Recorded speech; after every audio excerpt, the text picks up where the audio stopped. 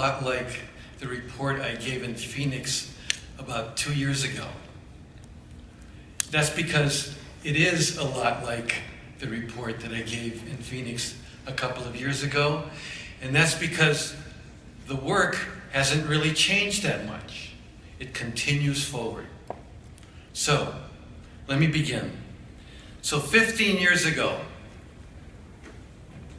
our archdiocese didn't have a good understanding of the lived experiences and the struggles and the challenges that members of the members that we often refer to as intermarriages or interfaith marriages, that they experienced. Today, I'm happy to say that we know a great deal more.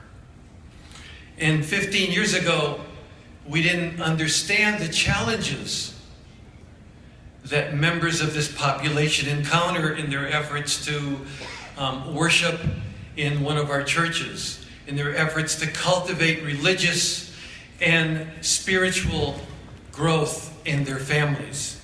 Today, we know a great deal more. We know a great deal more about their personal challenges. We know a great deal more about their couple challenges and their family challenges, extended family challenges, and how their faith groups oftentimes create challenges for them. And 15 years ago, we didn't have a website that addressed the complex nature of this particular 21st century challenge. Today, we do. 15 years ago, we didn't have resources related to the marital life cycle and the issues that are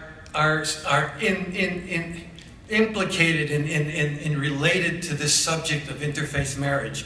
Today, we do. 15 years ago, we didn't have a premarital education program.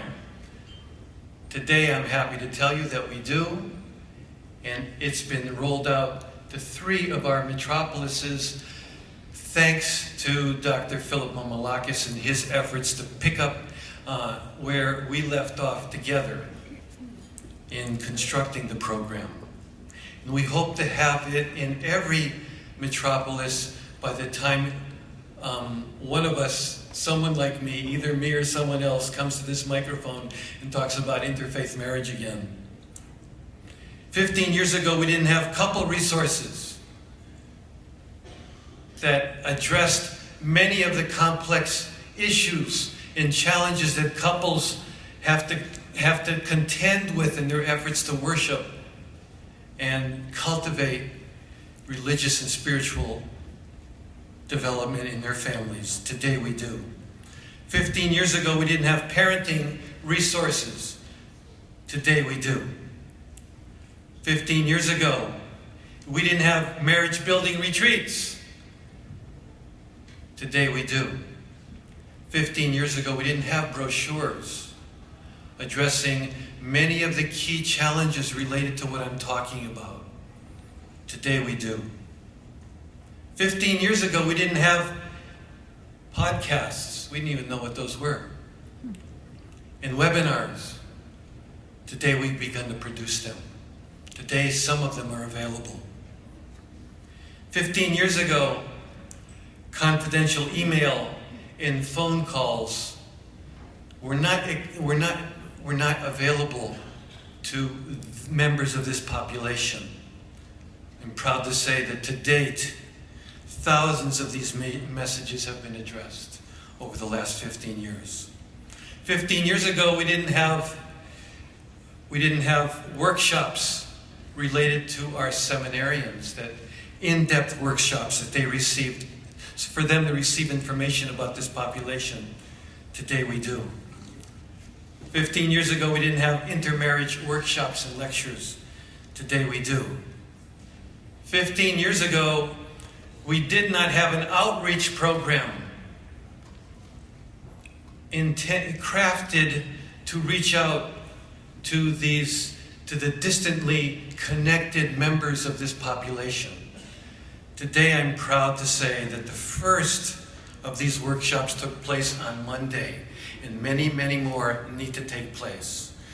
15 years ago, we didn't have an infrastructure to take this work forward. Today, we have a parish flagship program to take this work forward.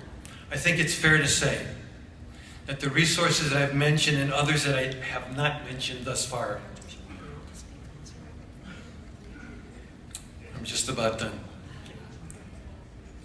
have touched the lives of thousands of people. I think it's fair to say that this is not a half a glass empty challenge. This is a half a glass full challenge. This challenge is fraught with opportunity, and it's not going away. It's a 21st century challenge. And I'm going to leave it there.